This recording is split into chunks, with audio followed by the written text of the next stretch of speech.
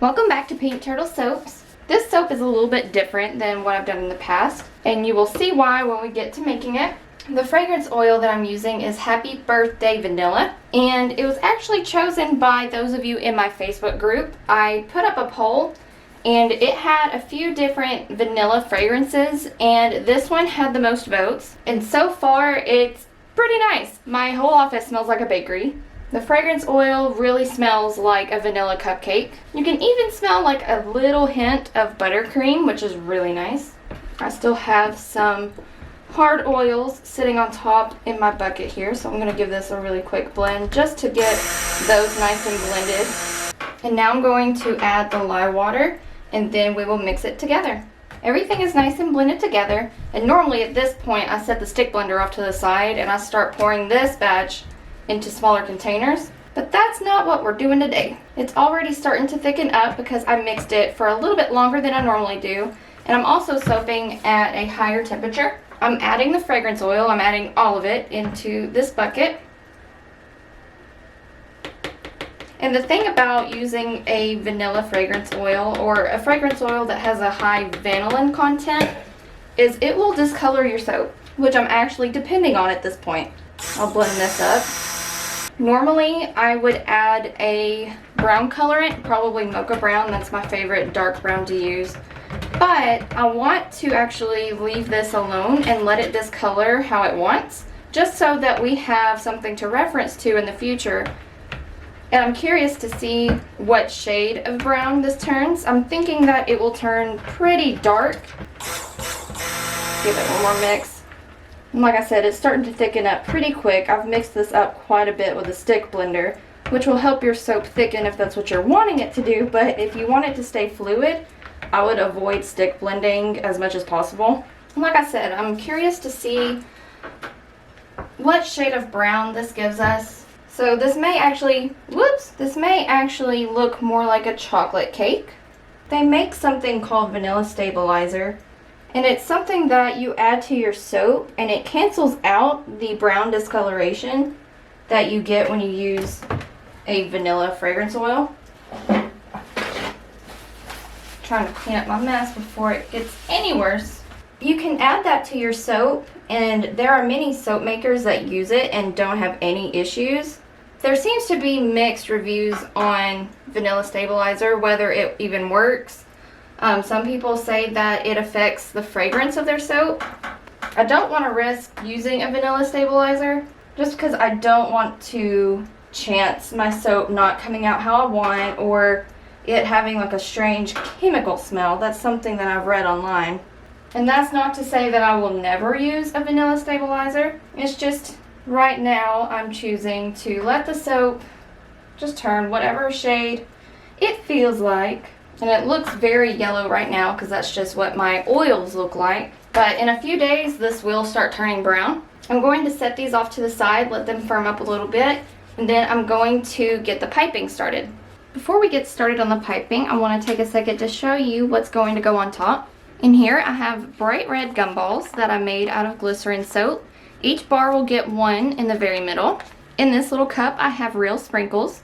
These will stick on the top of the piping and make it look even more like a real cake. But when you actually use the soap, they just dissolve or wash away. So it's kind of like the glitter that I put on top of the soap. It doesn't last but 1 or 2 washes and it disappears. The piping itself will be yellow. And then to top it off, I'm going to spray it down with both silver and gold biodegradable glitter.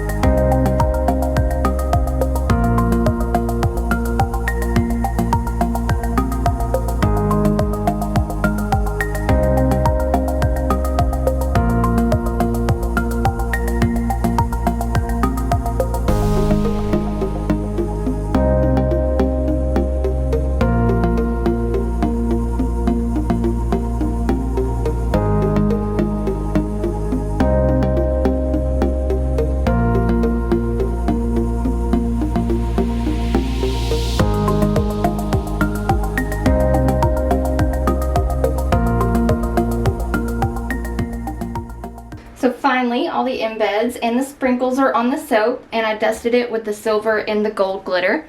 All I have left to do now is to spray it down with rubbing alcohol, and that will help everything settle in on top of the soap. And we will be back in about 24 hours and we will cut it up.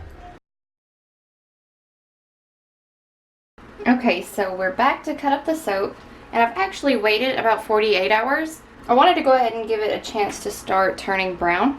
And the soap smells so realistic. I mean, it smells just like a vanilla cake, but it leans more towards the icing, in my opinion. It smells so delicious.